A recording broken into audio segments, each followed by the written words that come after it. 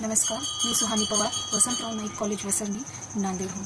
या अखंड भारत देशात अनेक राण्या होऊन गेल्या, ज्यांनी आपल्या कार्याने आणि पराक्रमाने अख्ख्या जगाला आश्चर्यचकित केलं.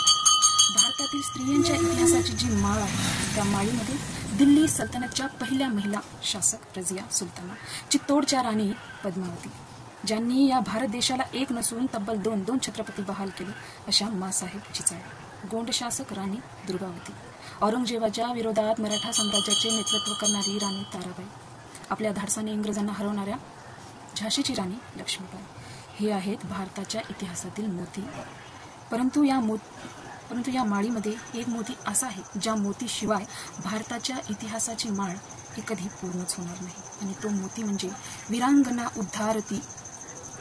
उद्धारती राज्यकर्ती नार होती, रामराज्य निर्मिती अहिल्यादेवी थोर होती, स्त्री शस्त्रू संस्कृतीची तिच्यामुळे हार होती, पुरुषप्रधान उन्मादावर तीच खरी वार होती. होय, याच त्या अहिल्यादेवी होळकर, ज्यांना देवीची उपमा आहे, ज्यांनी तब्बल 29 वर्ष आदर्श असा राज्यकारभार केला आणि सर्वोत्तम महिला शासक बनल्या. अहिल्याबाई ह्या जन्मताच काही फार मोठ्या राणी नव्हत्या. त्या आपल्यासारखेच एका सर्वसामान्य कुटुंबात जन्माला आल्या होत्या. मानकोजी शिंदे आणि सुशीलाबाई शिंदे यांच्या घरी जन्माला आलेली मुलगी अहिल्या सर्व गोष्टींमध्ये पारंगत होती. एके दिवशी मल्हारराव होळकरांचा ताफा बाजीरावांबरोबर चोंडी या गावी आला. अहिल्या आपल्या आईबरोबर महादेवाच्या मंदिराला गेली होती. तिथे ती तिच्या मैत्रिणीबरोबर रेतीवर पिंड काढत होती. तेवढ्यात मल्हाररावां यांच्या सैन्यातला एक घोडा उधळला आणि तो पळत सुटला. अहिल्याच्या मैत्रिणी ओरडल्या, अहिल्ये पळ, घोडा सुटला. परंतु तिच्या मैत्रिणी पळून सुद्धा गेल्या, परंतु ती पळून गेली नाही, तर तिने आपलं सर्व शरीर त्या पिंडीवर झाकले. सुसाट पळालेला घोडा अहिल्याच्या बाजूने निघून गेला. तेवढ्यात मल्हारराव होळकर आणि बाजीराव तिच्या जवळ आले आणि संतापाने तिला विचारले, हे मुली, तू काय करतेस? जर तो घोडा तुला तुडवला असता तर? त्यावर ती मुळीच न घाबरता बाजीरावांच्या डोळ्यात डोळे भिडवत म्हणते, आपण जे घडवावे ते जीवापाड, प्रसंगी जीव सांडूनही त्याचे रक्षण करावे, असेच मोठी माणसे सांगतात आणि मीही तेच केले. यात माझी काही चूक आहे का? तिचे हे शब्द ऐकून मल्हारराव होळकर आणि बाजीराव थक्क झाले. बाजीरावांनी मल्हाररावांना सल्ला दिला की या मुलीला तुम्ही तुमची सून करून घ्या म्हणून. मग मल्हाररावांनी तिच्या आईवडिलांना अहिल्याची मागणी घातली व खंडेरावांसोबत 1943 साली वयाच्या 10व्या वर्षी खंडेराव होळकर यांच्यासोबत त्यांचा विवाह झाला. 1745 साली त्यांना मालेराव हा पुत्र आणि 1748 रोजी मुक्ता ही पुत्री झाली. पण काही कालांतराने 1754 मध्ये खंडेरावांचे निधन झाले.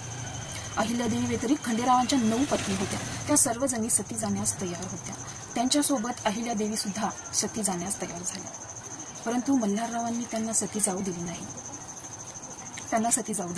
इकडे खंडेरावांची चिता रचली गेली, त्यांचे प्रेत ठेवले गेले. त्यावर अहिल्याबाई होळकरांनी आपले सर्व अलंकार तिथे ठेवले व चिता त्यांची जळाली. आणि त्या दिवसापासून अहिल्यादेवीने शुभ्र वस्त्र परिधान करून एखाद्या साध्वीप्रमाणे आपले जीवन व्यतीत करत होत्या. अहिल्याबाई आदर्श असा राज्यकारभार पाहत होत्या. परंतु 1764 साली त्यांचा सर्वात मोठा आधार मल्हारराव होळकर यांचे निधन झाले. त्यांच्या निधनाने त्या खचून न जाता त्यांनी त्यांचा मुलगा 21 वर्षाच्या मुलाला गादीवर बसून त्या राज्यकारभार पाहत होत्या. परंतु 1 वर्षाच्या आतच मालेरावांचेही निधन झाले. पुराणामधल्या गौतम ऋषीची पत्नी अहिल्या आमच्या घराघरात पोहोचली, परंतु या मातीमध्ये जन्माला येऊन तब्बल 29 वर्ष आदर्श असा राज्यकारभार करणारी अहिल्या मात्र अजूनही आमच्या घरात पोहोचलेली नाही.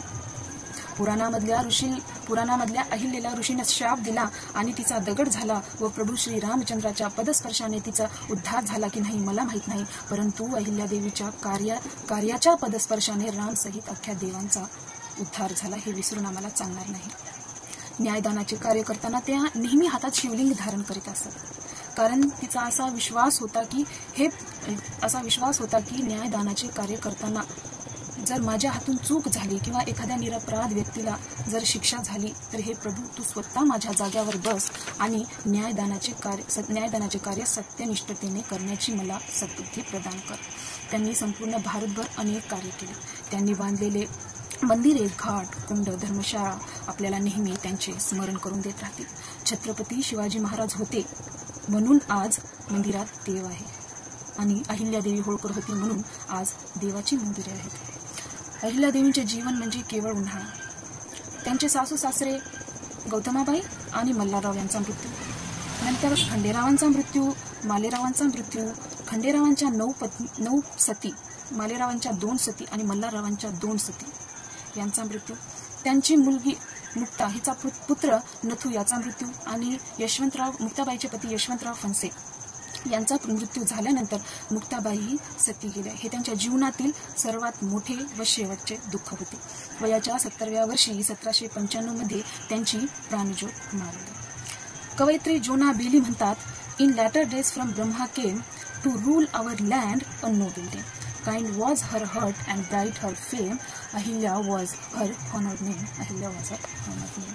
या अशा शासनकर्तीस मानवंदना म्हणून इंदोरच्या विमानतळाचे नाव देवी अहिल्याबाई विमानतळ असे ठेवण्यात आले व इंदोरच्या विद्यापीठास देवी अहिल्या विश्वविद्यालय असे नाव ठेवण्यात आले. अशा या महान शासनकर्तीस मी त्रिवार वंदन करते आणि माझ्या 2 शब्दाला पूर्णविराम देते. धन्यवाद.